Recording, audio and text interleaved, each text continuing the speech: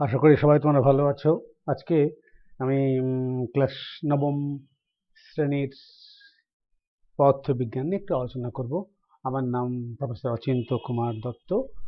ও এটুকুই পরিচয়। তো আমি বিভিন্ন প্রকারের গার্জিয়ানদের অনুরোধে আমি ক্লাস 9-এর একটা অধ্যায় আলোচনা করব।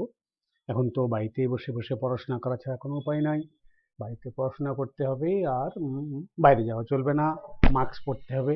তো মাথায় রাখবে, মাস্ক পরার সময় কিন্তু অনেকেই দেখি বাজারে যখন যায় কোনো কারণে, বিশেষ কারণে, যদি আমি যাই না, ওষুধ কিনতে যেতে হয় প্রায় ক্ষেত্রে, তখন লোককে দেখি যে মাস্কটাকে দাড়ির মতো ঝুলিয়ে দিয়ে দোকানে দাঁড়িয়ে দাঁড়িয়ে চা খাচ্ছে, পান খাচ্ছে।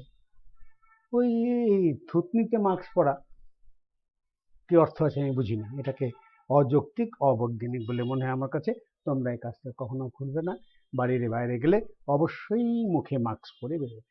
পারতপক্ষে বাইরে যাবে না, বাড়ির মধ্যে খেলো, বাড়ির মধ্যে পড়াশোনা করো, বাড়ির মধ্যে ব্যায়াম করো, মা বাবাকে সাহায্য করো, দেখবে দিনটা খুব ভালো যাবে। আর যদি বাড়িতে জায়গা থাকে, বারান্দা থেকে থাকে, তো 2-4টা গাছ লাগাও, গাছের যত্ন করো, দেখবি কি আনন্দ যখন ফুল ফুটবে না, তুমি কল্পনা করতে পারবে না তোমাকে কত আনন্দ লাগবে তখন। ওকে, আমি একটু আলোচনা করি আজকে। পদার্থবিজ্ঞান তোমাদের আমি দ্বিতীয় অধ্যায়টা আলোচনা করবো। প্রথম অধ্যায় তো এককের কাছে, এগুলো অত দুশ্চিন্তার কোনো কারণ নেই, এরকম সাধারণ ব্যাপার। আরেকদিন যদি তোমরা মনে করো যে ওটা জটিল, আমি আরেকদিন আলোচনা করে দেবো। আমি এই অধ্যায়টা কিন্তু পুরোপুরি পড়াতে পারবো না আজকে, অনেক সময় নেবে। কেননা আমরা ওই গতানুগতিক পড়ালেখা করতে চাই না, পড়ালেখাটার মধ্যে ফিলিংস থাকতে হবে। আমি তোমাদেরকে অনুরোধ করব, কখনো পড়ালেখা মুখস্থ করবে না, কখনো পড়ালেখা মুখস্থ করবে না। এটা অত্যন্ত বদ অভ্যাস। মুখস্থ করলে অবশ্যই, এটা নিঃসন্দেহে সত্য কথা, তুমি পরীক্ষার খাতায় ভালো লিখতে পারবে, কেননা বইয়ে যা আছে হুবহু তুমি টুকে দেবে। চোখ বন্ধ করলে তুমি বইয়ের পাতা দেখতে পাবে মুখস্থ করলে, একে দাড়ি কমা সেমিকোলন সহ সব লিখে দিতে পারবে, তুমি পুরো নাম্বার পেয়ে ভালো ফলাফল করবে। কিন্তু ওই মুখস্থ দিয়ে কোনো কাজে লাগবে না। এটা কথা আছে, মনে রাখবে, পুঁথিগত বিদ্যা আর পরহস্তে ধন, ধন নাহি বিদ্যা নাহি ধন, হলে প্রয়োজন। সুতরাং মুখস্থ নয়, ফিল করো, অনুধাবন করো, বোঝো। আর যদি তুমি যেটা পড়ছো সেটা যদি বোঝো, তাহলে আর কোনোদিন ভুলবে না। মুখস্থ করলে 7 দিন পর আস্তে আস্তে ভুলতে শুরু করবে, 1 মাসের মাথায় গিয়ে কিছুই থাকবে না মাথায়। কিন্তু যদি তুমি বোঝো, অনুধাবন করো, সেটা অনন্তকাল, মৃত্যুর আগ পর্যন্ত তোমার মাথায় থাকবে। অতএব পরীক্ষায় নম্বর পাওয়ার জন্য কোনো অসুবিধা হবে না। You will get more number than memorization. বুঝে লেখায় তুমি মুখস্থ বিদ্যা লেখাচ্ছে অনেক বেশি নাম্বার পাবে, কেননা সেখানে তোমার ক্রিয়েশন থাকবে, তোমার নিজস্ব কিছু সৃষ্টি থাকবে লেখার মধ্যে। যিনি দেখবেন তিনি তোমার জন্য গর্ববোধ করবেন, তিনি ভাববেন যে যদি আরো নাম্বার দেওয়া যেত তাহলে উনি তৃপ্ত হতেন। কিন্তু যেহেতু অত নাম্বার দেওয়ার কোনো রাস্তা নাই, বলেই তোমাকে নাম্বার দেবে। অতএব বুঝলে সারা জীবনের জন্য এটা তোমার সম্পত্তি হয়ে থাকবে, মুখস্থ করলে পরীক্ষায় পাশের জন্য সম্পত্তি হবে। এই দুটোর পার্থক্য শিখতে হবে। ওকে, আমি অত বড় বড় কথা বলে লাভ নাই। এই হলো তোমাদের পদার্থবিজ্ঞান বই।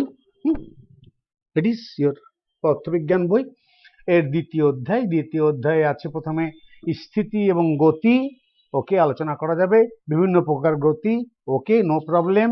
তারপরে কি আছে, স্কেলার ও ভেক্টর রাশি। ওকে, দূরত্ব, সরণ, তারপরে আছে দ্রুতি ও বেগ, অনেক কিছু দেখছি আছে, ভালো কথা। সরণ, ত্বরণ, মন্দন আছে, গতি সমীকরণ আছে, আমি পরন্ত বস্তুর সূত্র আছে, ভাও ফাইন, অনেক কিছু আছে দেখছি। তারপরে তারপরে তারপরে তারপরে তারপরে নিজে করো, অনুধাবন করো, হ্যান করো, ত্যান করো। আচ্ছা, এগুলো তোমার দরকার নেই, আমরা সব অনুধাবন করেই পড়বো, অতএব পরবর্তীতে অনুধাবন করা দরকার, অনুধাবন করার দরকার হবে। স্থিতি এবং গতি। স্থিতি, তুমি এটা ফিল করো, সবসময় ফিল করো, জানো একটা বস্তু থেমে আছে, আমরা বলবো স্থিতিতে আছে।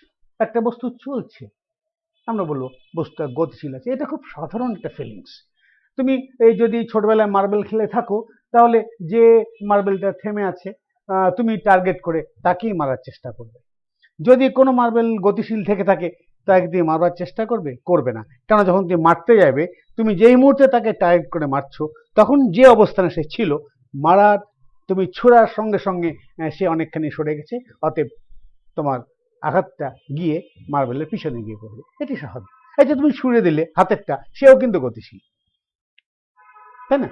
তাহলে গতি স্থিতি আমরা সাধারণভাবে বুঝি, কিন্তু ফিজিক্সের ভাষায় স্থিতি গতি একটু আলাদা করে বুঝতে হবে আরো। আমরা সেজন্য আমরা বলি কি বলবো, একটা বস্তু বস্তু স্থির, একটা বস্তু স্থির তাকে বলবো যদি আমি কোন একটা সাপেক্ষ বিবেচনা করি, সেই সাপেক্ষের সাপেক্ষে বা কোন একটা অবস্থানকে যদি আমি নির্ধারণ করি, তার সাপেক্ষে সে সচল না অচল, অর্থাৎ সেই সাপেক্ষ থেকে তার দূরত্বের যদি কোনো পরিবর্তন না ঘটে, তাহলে আমরা বলবো ওই বিন্দুর সাপেক্ষে স্থির। একটা ছোট এক্সাম্পল নিই, তাহলে বুঝতে পারবা। জটিল হয়ে যেতে পারে, আগে বুঝি তারপরে বলছি। ধরো তোমার বাড়ির সামনে একটা বাড়ি, তোমার বাড়ির সামনে একটা বাড়ি থাকতেই পারে, সবারই হয়তো এরকম আছে। তুমি যতই নড়াচড়া করো, তোমার বাড়ির সাপেক্ষে তোমার সামনের বাড়িটা অচল, মানে স্থির। এও হতে পারে যে ওই বাড়িটার সাপেক্ষেও তোমার বাড়িটা স্থির। পরে সাপেক্ষ কথাটা আমি আর একটু পরে আলোচনা করছি। নট অনলি দ্যাট, তুমি ধরো তোমার বন্ধুর সাথে রিক্সায় করে স্কুলে যাচ্ছ, তুমিও যে গতিতে আছো, আচ্ছা পরে আসবো গতির কথা, তোমার বন্ধু তোমার সাথেই আছে, তুমি এবং তোমার বন্ধুর মাঝে কি কোনো দূরত্বের পরিবর্তন ঘটছে? তুমি এবং তোমার বন্ধুর মাঝে কি কোনো দূরত্বের পরিবর্তন ঘটছে? ঘটছে না। তাহলে তোমার সাপেক্ষে সেই স্থির, বা তার সাপেক্ষে তুমি স্থির। শুধু তাই না, ওই রিক্সাটার সাপেক্ষেও তুমি স্থির। কিন্তু আশেপাশে যে গাছপালা, ঘর বাড়ি, রাস্তা দেখছো, এটা কিন্তু প্রত্যেকের সাপেক্ষে তোমরা দুজনা গতিশীল, রিক্সাও গতিশীল। তাহলে আমরা গতিশীল কি না, এটার জন্য আমার একটা সাপেক্ষ দরকার। কারণ রাস্তার সাপেক্ষে তোমার রিক্সা, তুমি গতিশীল, কিন্তু রিক্সার সাপেক্ষে তোমরা স্থির। অতএব সাপেক্ষ ছাড়া কোনো কিছুই আমরা ব্যাখ্যা করতে পারবো না। সাপেক্ষ, সাপেক্ষের জন্য আমাদের একটা কাঠামো দরকার, যাকে আমরা বলি প্রসঙ্গ কাঠামো। কঠিন কঠিন কথা এটা, প্রসঙ্গ, কিচ্ছু কঠিন কথা নয়। ফিল করো। কি ফিল করব? তুমি এক কাজ করো, তুমি তোমার বাড়ির ঘরের একটা কোনায় গিয়ে দাঁড়াও, ঠিক ঘরের কোনায় গিয়ে দাঁড়াও। ঘরের কোনা কোনটা হলো? আসো দেখি ঘরের কোনা কোনটাকে বলছি। ধরো এটা তোমার ঘর, এটা তোমার ঘর, ফাইন। তুমি এইখানে দাঁড়িয়েছো, একটা কোনা, যে কোনো কোনা হতে পারে, আমি এটাই ধরলাম বোঝানোর সুবিধার জন্য। এই কোনা থেকে এদিকটা তুমি দেখবে তোমার ডান দিকে আছে, মানে তুমি ঘরের কোনার বামের দিকে দাঁড়িয়ে আছো, তাহলে এটা তোমার ডান দিকে আছে, এটা তোমার সামনে আছে, ফাইন। এটা তোমার সামনে আছে, এটা তোমার ডানে আছে। এই যে এখান থেকে তুমি যখন কোনো কিছুর পরিমাপ করবে, যাই করো না কেন এই ঘরের মধ্যে, ধরো এখানে একটা টেবিল আছে, এখানে একটা চেয়ার আছে, এখানে তোমাদের বাড়ির টিভি আছে, what ever it may be, তুমি বলবে আমার টেবিলটা এই দূরে আছে, আমার চেয়ারটা এই দূরে আছে, আমার এই টিভিটা এখানে আছে, আমার পড়ার টেবিলের বইগুলো এখানে আছে, সাচান সাচান সাচান, তাই তো? নাকি না ভুল বললাম? তা তুমি মাপলে কোত্থেকে? এর সাপেক্ষে। এখন প্রশ্ন আসছে আবার যে তুমি মাপবা এই দূরত্বটা কিভাবে? তার জন্য আমরা এই যে এই লাইনটা বিবেচনা করেছি, এই লাইন দুটোকে দেখো খেয়াল করে, এরা কিন্তু পরস্পরের সাথে সমকোণে আছে। একটা রেখার উপরে আর একটা রেখা দণ্ডায়মান হলে এরা পরস্পর পরস্পর লম্ব, আর লম্ব মানে হচ্ছে 90 ডিগ্রি। লম্ব কোণকে সাধারণত এইভাবে চিহ্নিত করা হয়, আমি তা করতে চাচ্ছি না, আমি এখানে বিভিন্ন রকম কোণ নিয়ে আলোচনা করব, অতএব কোণের সিম্বলাইজটাকে আমি ব্যবহার করছি। হলো না? সমান সমান নেওয়ার চেষ্টা করবে। ওকে, ডিগ্রি। পরিষ্কার হলো? তাহলে আমরা প্রসঙ্গ কাঠামো যদি দ্বিমাত্রিক হয়, একটা সাথে দৈর্ঘ্য থাকবে আর একটা খালি প্রস্থ থাকবে, তখন তাকে আমরা বলবো দ্বিমাত্রিক প্রসঙ্গ কাঠামো। সাধারণত কোনো বস্তু দূরত্ব বা কোনো অবস্থান পরিমাপ করার জন্য সাধারণত এটা দ্বিমাত্রিক লাগে, এটা দৈর্ঘ্য প্রস্থ লাগে। কিন্তু একটা প্লেন কিংবা গাছে একটা পাখি বসে আছে, তখন কিন্তু শুধু ওই দ্বিমাত্রিক দিয়ে হবে না, গাছের গোড়াটাকে তুমি দ্বিমাত্রিক দিয়ে ব্যাখ্যা করতে পারবে, কারণ সে মেঝেতে আছে বা মাঠের মধ্যে আছে, কিন্তু খাড়া একটা রেখা লাগবে কিন্তু যেখানে আবার এই পাখিটা বসে আছে, তাই না? যেখানে ওই পাখিটা বসে আছে সেটা আবার এদিকে থাকছে, এদিকে থাকছে এক্স অক্ষ, এদিকে থাকছে ওয়াই অক্ষ, আর এদিকে থাকছে উচ্চতা। তিনটা অক্ষ লাগবে, কিন্তু মনে রাখতে হবে প্রত্যেকটা অক্ষই প্রত্যেকের সাথে লম্ব। ওকে, ওদিকে আমরা যাচ্ছি না, দ্বিমাত্রিক আসি। যদি তুমি বলো যে স্যার আমার কোন এখানে আলমারি আছে, হ্যান আছে, ত্যান আছে, কঠিন কঠিন কথা, আমি কোনায় যেতে পারছি না, ওকে, নো প্রবলেম, সেখানে যেতে হবে এরকম মানে নাই। আসলে একটা কাজ করি, তোমার বাড়িতে ধরো একটা ঘর পছন্দ করো, যে ঘরটা টাইলস বসানো আছে, আছে না নাই? একটা টাইলস বসানো আছে না নাই? থাকবে না? তোমার ঘরে ধরো টাইলস বসানো আছে, হতে পারে না? যে টাইলসের চারিপাশটা মোটামুটি ফাঁকা, সেই টাইলসে গিয়ে দাঁড়াও, এখানে ধরো তুমি দাঁড়াও, এখানে এসে এই কোনাটায় দাঁড়াও, এখানে দাঁড়াও, তাহলে এই বিন্দুটাকে তুমি প্রসঙ্গ বিন্দু কল্পনা করো, মাপবে। তে বলবে যে স্যার আমি যে কোনো জায়গায় প্রসঙ্গ নিতে পারি, অবশ্যই, সেটা তোমার স্বাধীনতা। প্রসঙ্গ বিন্দুটা স্বাধীনতা, আমি কোত্থেকে মাপবো সেটা আমার স্বাধীনতা। পরিষ্কার? আমি আমার ঘর থেকে রান্নাঘর মাপতে পারি, তুমি তোমার অনেকে তুমি তোমার এই ডাইনিং রুম থেকে, সরি, হ্যাঁ, ড্রয়িং রুম থেকে রান্নাঘর মাপতে পারো, বাবা মার বেডরুম থেকে রান্নাঘর মাপতে পারো, ভিন্ন ভিন্ন, যে যেখান থেকে ইচ্ছে মাপবে, এই জায়গা থেকে এই দূরত্ব। ক্লিয়ার? আসো আরেকটা কাজ করি আমরা এখানে, আমরা মাপতে গিয়ে কি করি, এরকম এরকম এইদিকে কতটুকু, এদিকে কতটুকু, এটা প্রশ্ন আসছে। একটা স্কেল লাগবে, তাহলে তুমি এক কাজ করো, তোমার বাড়িতে 6 ইঞ্চি স্কেল আছে, 12 ইঞ্চি স্কেল আছে, এতে টাইলস সাধারণত 12 ইঞ্চি 18 ইঞ্চি এরকম হয়, বা 16 ইঞ্চি এরকম হয়। 12 ইঞ্চি স্কেল আছে কি? না থাকে নো প্রবলেম, না থাকে নো প্রবলেম। এরকম এরকম একটা টেপ আছে কি? এরকম টেপ মাদের সেলাই মেশিনের মধ্যে থাকে, মারা কাপড় টাপড় সেলাই করার সময়, কাটাকাটি করার সময় এটা ব্যবহার করে, নাই? ওকে, নাই, নো প্রবলেম, নো প্রবলেম। এক কাজ করো, সুতার গুটি আছে বাসায়? সুতার গুটি, ওকে, তাহলেও হবে। এই ধরো, ধরো সুতার গুটি, এটা একটা সুতার গুটি আছে না?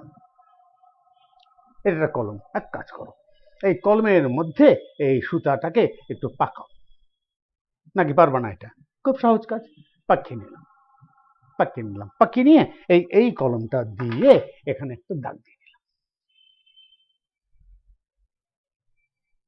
বাস, আমার স্কেল হয়ে গেছে। It is my scale. দেখতে পাচ্ছ আমার স্কেলটা?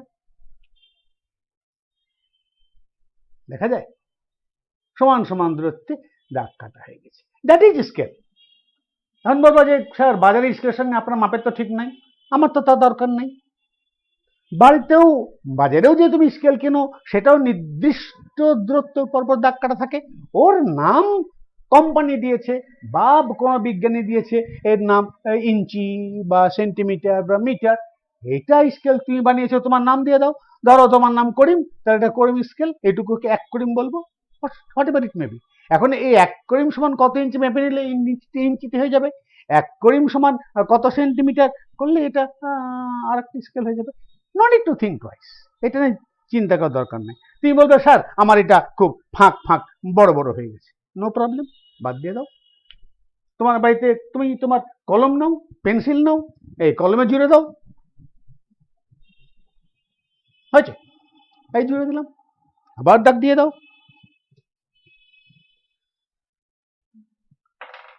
ওকে, এই দেখো ঘন ঘন স্কেল হয়ে যাচ্ছে, হচ্ছে না? দেখতে পাচ্ছ স্কেল? সুতা নাই? তাতে অসুবিধা নাই, সুতা না থাকলেও চলবে। তুমি এক কাজ করো, এরকম একটা কাগজ নাও, কাগজ নিয়ে ভাঁজ করে কেটে দাও, ছিঁড়ে নাও। ওকে, হ্যাঁ শিখতে ভালো পারলাম না, তোমরা ভালো পারবে, বাচ্চা কাচ্চা মানুষ, তোমাদের হাত খুব সুন্দর, মাপচোক করে করবা।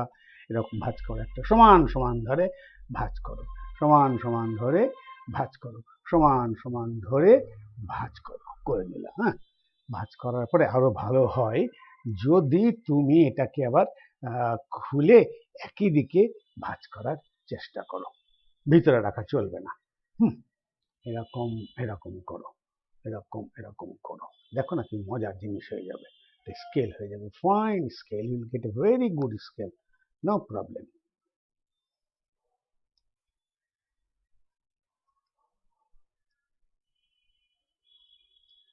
ওকে ওকে, এবার এবার কলম দিয়ে এখানে একটু রং লাগিয়ে দাও এই জায়গাটায়।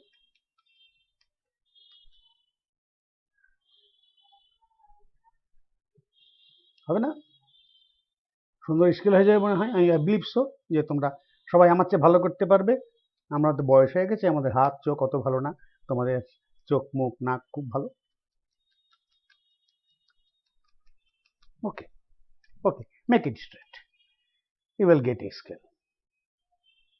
আর দাগ যদি দেখতে না পাও, ঠিক মতো পরে না থাকে, যেমন পরে নিয়ে জায়গাটা, এতেও কিছু আসে যায় না, তোমার তো ভাঁজ আসে, কি বলো, ভাজে ভাজে দাগ দিয়ে নাও, ভাজে ভাজে দাগ দিয়ে নাও, ফাইন হয়ে যাবে। এদিকে একটা স্কেল পেয়েছো, এদিকে একটা স্কেল পেয়েছো, এদিকে একটা স্কেল পেয়েছো, দাগ দিয়ে নাও। বা দাগ না দিলে প্রতিটা ভাঁজ ভাঁজকে মাথায় রাখো, প্রতিটা ভাঁজ ভাঁজ ভাঁজ ভাঁজ ভাঁজ ভাঁজ ভাঁজ ভাঁজ একটা স্কেল মাপ। অর্থাৎ স্কেল নিয়ে কোনো চিন্তা নাই, আমরা এখন স্কেলটাকে নিয়ে এখানে ফেলে দেবো, এখানে ফেলে দেবো, এখান থেকে ফেলে দাগ দিলাম 1 2 3 4 5 6, ধরো এখানে দাগ দিলাম 1 2 3 4 5 6। তোমার দেখতে মানে অসুবিধা হচ্ছে, আমি একটু বড় করে নিই, সেজন্য এটাকে একটা টাইল ধরে নিই। এটা একটা টাইলস ধরে নিই, ওকে, এটা একটা টাইলস ধরে নিই। তাহলে 1 2 3 4 5 6 7, 1 2 3 4 5 6 7, ওকে ওকে, বড় বড় ফাঁক হয়ে গেছে, 2 3 4 5 6 7, ওকে ওকে। এখন এটা সাপেক্ষে, এটা 1, এটা 2, এটা আচ্ছা 2 3 4 5 6 7, 1 2 3 4 5 6 7, ওকে। এখন ধরো তুমি এদিক থেকে 5 গেলে, ওকে 5, তুমি যদি এই দাগটার সমান্তরালে এই 5 দাগটা দিয়ে দাও, তাহলে দেখো তোমার এই দাগটা এই দাগ থেকে সব 5 দূরে অবস্থিত, ঠিক আছে? তুমি এখানে থাকো তাও বলবা এর সাপেক্ষে 5, এটা ইঞ্চি হয় 5 ইঞ্চি, ফুট হয় 5 ফুট, মিটার হয় 5 মিটার, মাইল হলে 5 মাইল। এখান থেকে এই দূরত্ব 5, সুতরাং এই লাইন থেকে যে কোনো জায়গার দূরত্ব হচ্ছে 5, পরিষ্কার? 5। এবার ধরো তুমি এই বরাবর হাঁটলে, এটা ধরো 4, ওকে, তুমি তাহলে এটাকে এই লাইন বরাবর করে দাও। তাহলে এই লাইন থেকে, যদিও এই বিন্দু থেকে এটা 4, তার মানে এই লাইন থেকে সবসময় এটা 4, সব জায়গাতে 4 আছে। প্রথা অনুসারে এইটাকে এক্স অক্ষ বলে, এটাকে ওয়াই অক্ষ বলে। তাহলে তুমি এক্স অক্ষে কতটুকু গেছো? 5 গেছো, কমা। ওয়াই অক্ষ বরাবর কত গেছো? 1 2 3 4, 4 গেছো। তাহলে তুমি বলতে পারো এই বিন্দু থেকে তোমার অবস্থান হচ্ছে 5 4। আচ্ছা, আরো ক্লিয়ার করা দরকার। ধরো তোমার স্যার বললেন এক কাজ করো, তোমাদের স্কুলে ক্লাসের মধ্যে যে বেঞ্চি টেঞ্চি আছে, সিট বেঞ্চ আছে, হাই বেঞ্চ আছে, হটাও, মনে মনে হটাও, ক্লাস থেকে বের করার দরকার নেই। মনে করো ক্লাসের মধ্যে কোনো বেঞ্চি নেই, স্যারের টেবিলও নেই, চেয়ারও নেই, ওকে। স্যার বললেন একজন তোমরা থাকো ক্লাসের মধ্যে, যেখানে খুশি থাকো, আর সবাই বেরিয়ে যাও, সারো সহ সবাই বেরিয়ে গেল। এখন কি কাজ? এখন কাজ হলো, ধরো তুমি ঘরের মধ্যে আছো, ঘরের মধ্যে ধরো তুমি তুমি ঘরের মধ্যে আছো, পরে এখানে আঁকছি, ঘরের মধ্যে আছো কোন একটা জায়গাতে। এখন বাইরে থেকে স্যার প্রশ্ন করছে যে তুমি কোথায় আছো? ঘরের মধ্যে। শর্ত হলো তোমাকে এমন ভাবে উত্তর দিতে হবে যেন তুমি ঘর থেকে বেরিয়ে গেলে আর যে কেউ এসে যেন ঠিক ওই জায়গায় দাঁড়াতে পারে। মাথায় ঢুকাও, কি হলো শর্তটা? শর্তটা হলো এই যে তুমি এমন ভাবে তোমার অবস্থানটা বলবে যেন যে কেউ বাহির থেকে এসে তুমি চলে যাওয়ার পর সেই জায়গায় এসে দাঁড়াতে পারে। ওকে, আচ্ছা আমি বলছি, এভাবে বলি যে আমি ব্ল্যাকবোর্ডের দিকে মুখ করে দাঁড়িয়ে আছি।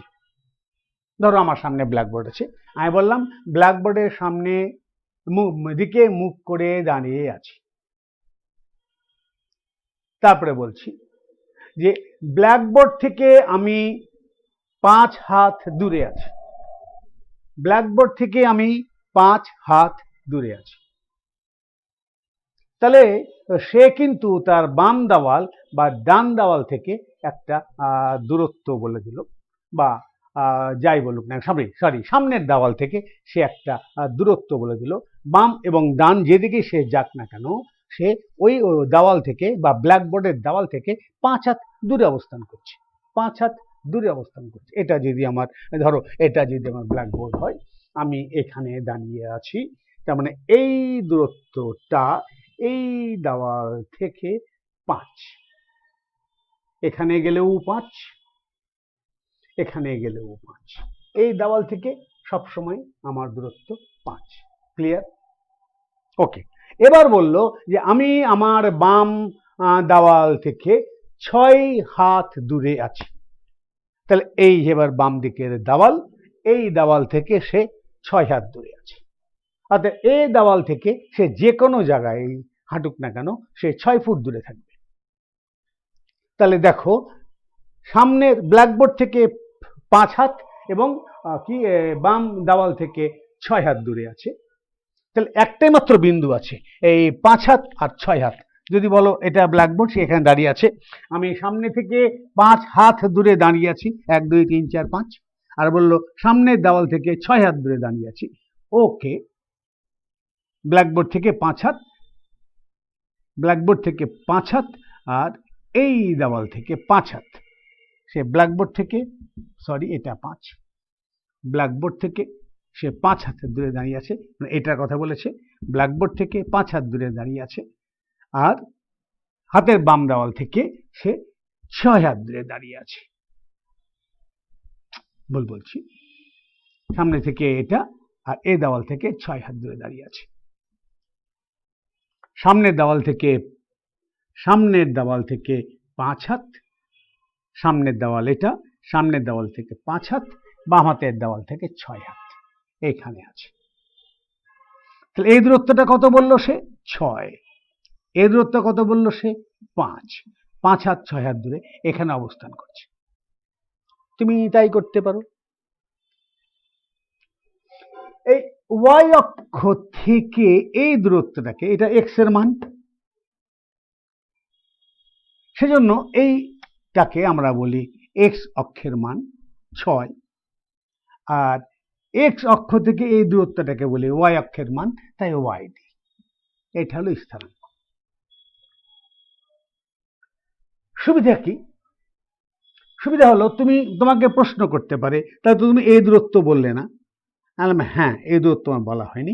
এটা বলার জন্য কোনো কষ্ট নাই, এটা একটা পিথাগোরাস সূত্র বলবো, ভূমির বর্গ যোগ উচ্চতার বর্গ সমান এটার বর্গ, 6 স্কোয়ার প্লাস 5 স্কোয়ার রুট এটুকু আমার এটুকু। কি লাভ হলো? সরাসরি এটা মেপে বলে দিলেই তো হতো। লাভটা হলো এই যে এইটুকু দূরত্ব মেপে বললে আমি কোন দিকে যাব তা কিন্তু বলা হতো না। এটাকে কেন্দ্র করে এই এস এর মান দিয়ে যদি আমি একটা বৃত্ত টানি, এই বৃত্তের সকল বিন্দুর দূরত্ব কিন্তু √5 square plus 6 square. Root over 6 square plus 5 square, সবারই দূরত্ব তাই।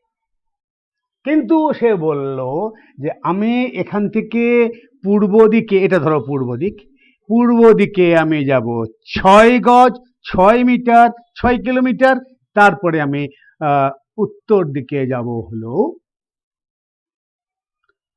ধরো কত 5 মিটার বা 5 কিলোমিটার, যা যা দুটো সমান হতে হবে। আমি যদি বলি 6 কিলোমিটার যাব পূর্ব দিকে, তার 5 কিলোমিটার যাব উত্তর দিকে, যেখানে মিলিত হবে সেই বিন্দুটা হচ্ছে আমার অবস্থান, বা এই বিন্দুটার অবস্থান আমার এই বিন্দুর সাপেক্ষে বা কোন একটা বিন্দুর সাপেক্ষে, তাহলেই আমি ঠিক ওইখানেই পৌঁছাতে পারবো। নতুবা আমাকে বলতে হতো যে আমার এই এই পূর্ব দিক থেকে ধরো এই কোণটা মোটামুটি মোটামুটি 45 এর কাছাকাছি, ধরো এটা এটা তো 6 বড় একটু আছে, আচ্ছা 40 ডিগ্রি কোণ করে আমাকে আমার এক্স অক্ষ থেকে 40 ডিগ্রি কোণ করে আপনাকে এই √5 স্কোয়ার প্লাস 6 স্কোয়ার যেতে হবে। ওকে, এটা মানেটা কিছু হয় 36, 5 5 25, কত হয় 36 আর 25 কত হয় 6 5 11, 3 3 6 61, 6 7 7 49, 8 8 64, মোটামুটি নিয়ারলি ইকুয়াল টু 8, ধরো ধরো ধরো হবে না, কম আছে, 8 8 64 একটু কম আছে, নিয়ারলি ইকুয়াল টু 8। তাহলে এটা তুমি এটা বললে আর বললে না আর একটা পথ আছে আমার এখান থেকে 40 ডিগ্রি কোণ করে 8 মিটার গেলে আপনি ওই অবস্থাটা পাবেন। এখন প্রশ্ন হলো যে যখন একাধিক অবস্থানের প্রশ্ন আসে, তার কারণ যদি কোনো বস্তু গতিশীল হয় তখন তার একাধিক অবস্থানের ব্যাপার স্যাপার আছে, তাই না? গ্রামে গঞ্জে আমরা একটা জিনিস দেখেছি, কোন একটা বড় টড় মোড় গ্রামে, যেখানে মেঠো রাস্তা, পায়ের রাস্তা, স্বাভাবিকভাবেই সেখানে এই কোনো একটা ধরো বট গাছ টট গাছ থাকে, বিকালে সবাই ছেলেমেয়েরা গিয়ে বসে, বয়স্করাও বসে, প্রত্যেকের পরস্পরের সঙ্গে মত বিনিময় হয়, একটা আড্ডাখানা বা আলোচনার জায়গা হয়, বড় একটা বট গাছ, ওটা মোড় হয়ে যায়। ওইটা হয়তো পূর্ব দিকে ওখান থেকে রাস্তা গেছে, উত্তর দিকেও রাস্তা গেছে, দক্ষিণ দিকেও রাস্তা গেছে, পশ্চিম দিকেও রাস্তা গেছে, সবাই এসে, গ্রামের লোকজন সবাই এসে ওখানে বসে, গল্প টল্প করে, আবার যে যার বাড়িতে চলে যায়। এখন প্রশ্ন, যদি এইটা সেইটা হয় তাহলে দেখো অবস্থানটা কিরকম হচ্ছে। ধরো এটা একটা বট গাছ, এই একটা বট গাছ, এটা একটা, আমরা সবসময় ধরবো এটাই, গ্রামের সবাই এই জায়গাটাকে চেনে। তোমার বাড়ি এখানে, এখান থেকে ধরো এটা হচ্ছে উত্তর পূর্ব দিকে 1 কিলোমিটার। তোমার স্কুলটা ধরো এখান থেকে এই দিকে 1 কিলোমিটার, এটা হচ্ছে তোমার দক্ষিণ পূর্ব দিকে।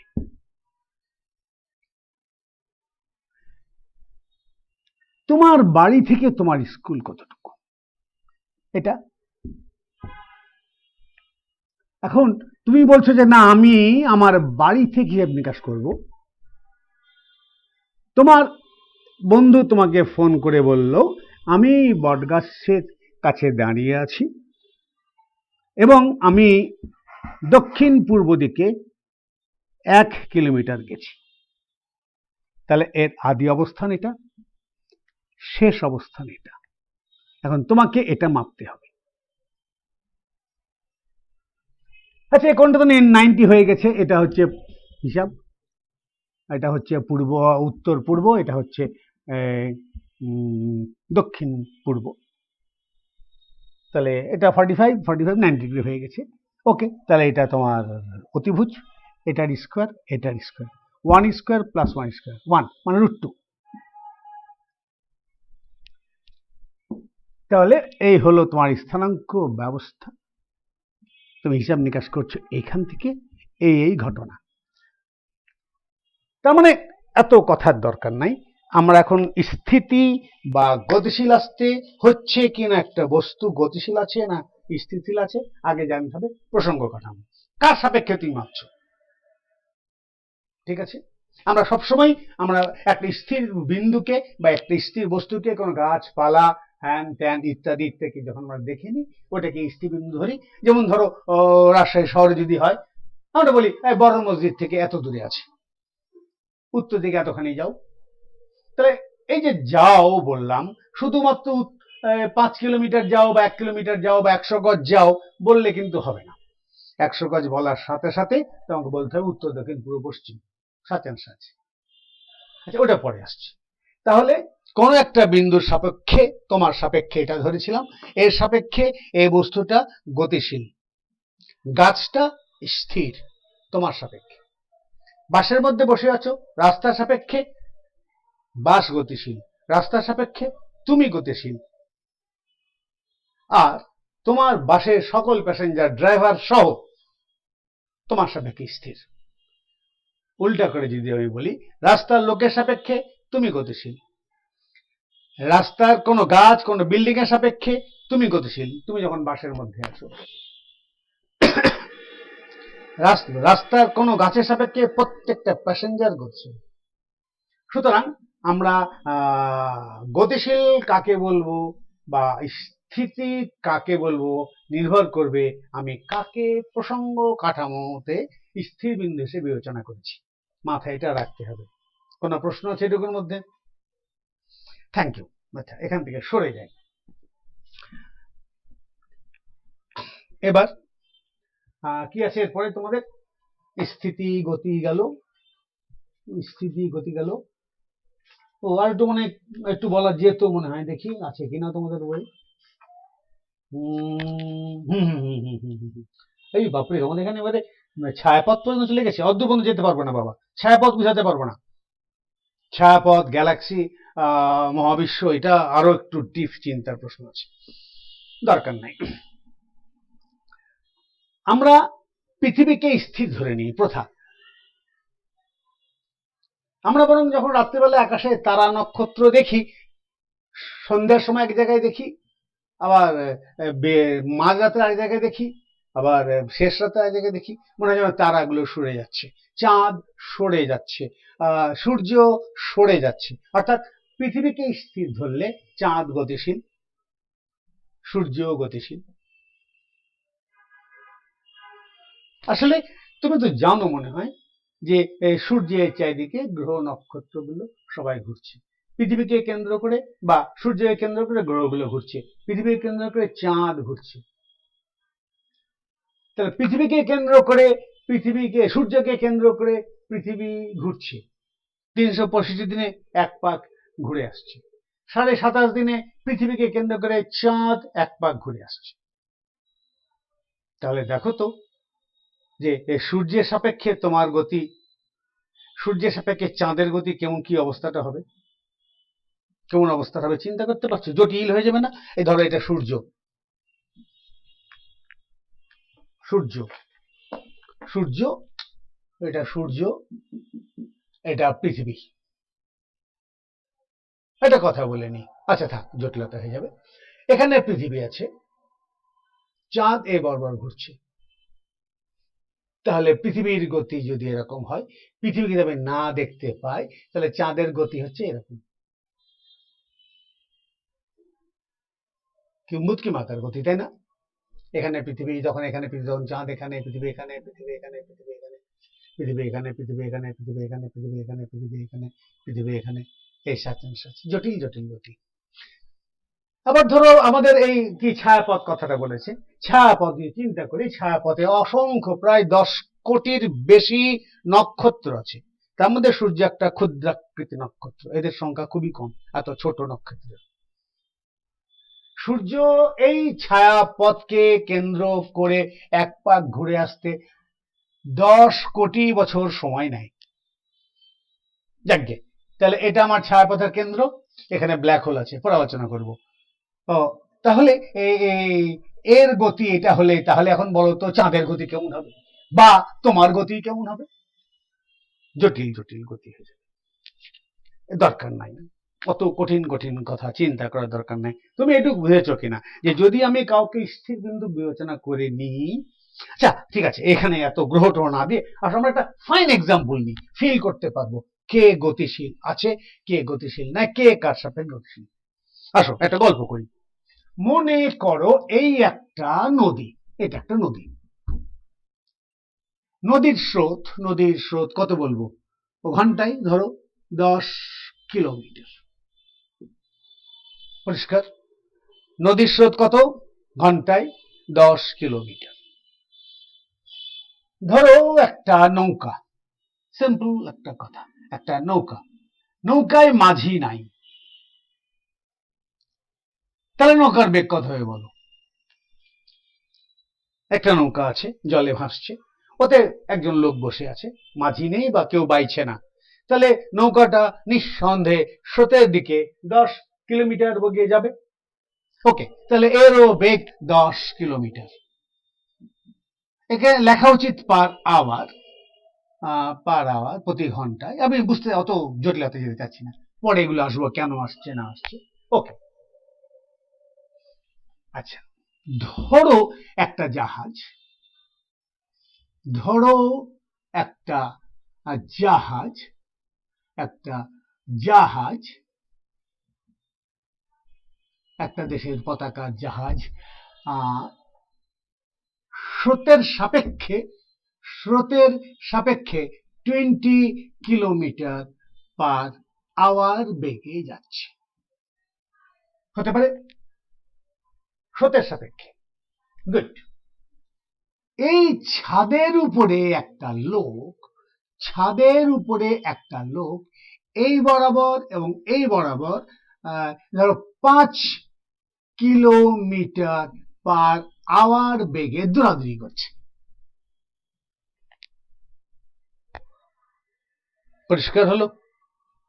আবার বলি, একটা নদী, এটা পার, নদীর পার, এটা নদীর স্রোত 10 কিলোমিটার পার আওয়ার, একটা নৌকা আছে, মাঝি নেই, ওতে একজন লোক বসে আছে, তাহলে ওই নৌকাটার বেগ স্রোতের বেগের সমান 10 কিলোমিটার পার আওয়ার। স্রোতের সাপেক্ষে, স্রোতের সাপেক্ষে একটা জাহাজ 20 কিলোমিটার পার আওয়ার বেগে স্রোতের দিকে, স্রোতের চেয়ে তার বেগ কিন্তু 20 কিলোমিটার পার আওয়ার বেশি, সেই চলে যাচ্ছে। আচ্ছা, এর জাহাজের মাথার উপরে একটা লোক 5 কিলোমিটার বেশি এদিকে দৌড়াদৌড়ি করছে। এখন ঘটনা, এই ডাঙাতে একজন পর্যবেক্ষক আছে, তার কাছে একটা টেলিস্কোপ আছে, তার কাছে একটা খুব দামি টেলিস্কোপ আছে, তিনি এই ঘটনাটা পর্যবেক্ষণ করবেন।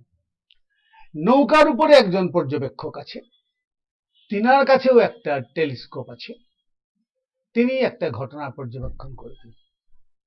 এই জাহাজের উপরেও একজন একটা লোক বসে আছে, তিনার কাছেও একটা টেলিস্কোপ আছে, তিনিও এই ঘটনা পর্যবেক্ষণ করবেন। কি ঘটনা? যে এই লোকটার দৌড়াদৌড়ি হিসাব নিকাশ করবে। ঠিক আছে? টেলিস্কোপটা ধরো ধরো ধরো রাত্রি, 1 নম্বর পয়েন্ট, রাত্রি কাল, অমাবস্যা, অমাবস্যা,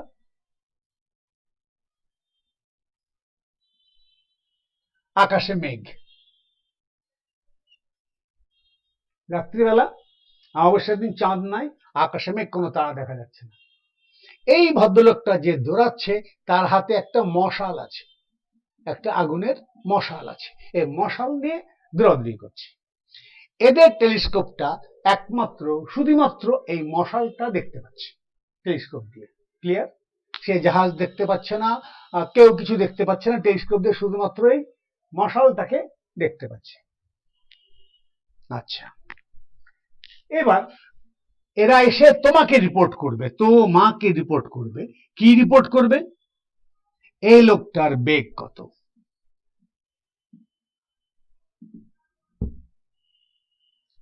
তোমাকে রিপোর্ট করবে, কি রিপোর্ট করবে? এই লোকটার বেগ কত। আচ্ছা বলো আগে, এই 1 নম্বর লোক, 1 নম্বর লোকটা এসে তোমাকে কি বলবে? 1 নম্বর লোকটা নিঃসন্দেহে বলবে তোমাকে এইটুকু, যে এ জাহাজের সমান্তরালে +5 এবং -5 বেগে দৌড়াদৌড়ি করছে। ঠিক আছে? বলবে, তোমাকে বললো 1 নম্বর লোকটা যে লোকটার বেগ +-5 কিলোমিটার পার আওয়ার। আচ্ছা আসো, এই পর্যবেক্ষকটা কি বলছে। এই পর্যবেক্ষক স্রোতের বেগে যাচ্ছে, জাহাজটা স্রোতের সাপেক্ষে 20 কিলোমিটার বেগে যাচ্ছে। তাহলে এই জাহাজটা এর সাপেক্ষে 20 কিলোমিটার বেগে যাচ্ছে। ওকে, তাহলে এই লোকটার সাপেক্ষে জাহাজটা 20 কিলোমিটার বেগে দিকে যাচ্ছে। তাহলে লোকটা যখন এদিকে দৌড়াচ্ছে জাহাজের সাপেক্ষে 5 কিলোমিটার বেগে, তখন এ দেখছে 5 প্লাস 20, 20 প্লাস 5 সমান কত? 25 কিলোমিটার। যখন সে এদিকে যাচ্ছে তখন জাহাজ যাচ্ছে এইদিকে 20, এদিকটা আমরা ধনাত্মক ধরেছি, আর এদিকে দৌড়িয়ে আসছে ও 5, তার মানে 15 কিলোমিটার পার আওয়ার বেগে আসছে। তাই 2 নম্বর ব্যক্তি এসে রিপোর্ট করছে যে ওই লোকটা আমার জানা মতে 20 কিলোমিটার প্লাস মাইনাস 15 কিলোমিটার বেগে যাওয়া আসা করছে। ওকে, এ তো কোনো ভুল বলেনি। ভুল বলেছে? ভুল বলেনি। আসো, এই 3 নম্বর পর্যবেক্ষক। আচ্ছা, নদীর স্রোত কত? 10। স্রোতের সাপেক্ষে জাহাজ যাচ্ছে কত? 10 আর 20 সমান 30। 30 কিলোমিটার বেগে দিকে যাচ্ছে। যখন জাহাজ থেকে লোকটা এই দিকে যাচ্ছে 5 কিলোমিটার, তাহলে এর বেগ এই বরাবর এ দেখছে 5 সমান 35 কিলোমিটার। আর যখন এই লোকটা এদিকে দৌড়াচ্ছে তখন সে দেখছে এত মাইনাস 5 সমান 25 কিলোমিটার। তাই 3 নম্বর সে রিপোর্ট করছে যে এই লোকটার বেগ আমার জানা মতে plus 35 minus 25 kilometre per hour. এখন আমাকে বলো তো যে এই 3টা তথ্যের মধ্যে কোন তথ্যটা সঠিক? কেউ কি ভুল বলেছে? এ কি এর দৃষ্টিভঙ্গিতে কোনো ভুল বলেছে? এ কি এর দৃষ্টিভঙ্গিতে কোনো ভুল বলেছে? এ কি ওর দৃষ্টিভঙ্গিতে কোনো ভুল বলেছে?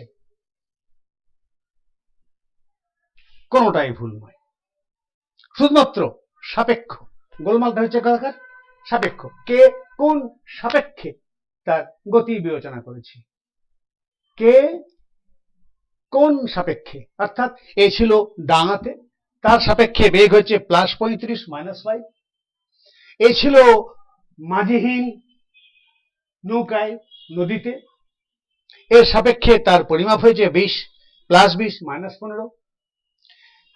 এই 1 নম্বর ছিল জাহাজে, সুতরাং সেই জাহাজের সঙ্গে গতিশীল ছিল, অতএব সে দেখেছে প্লাস 5 মাইনাস 5।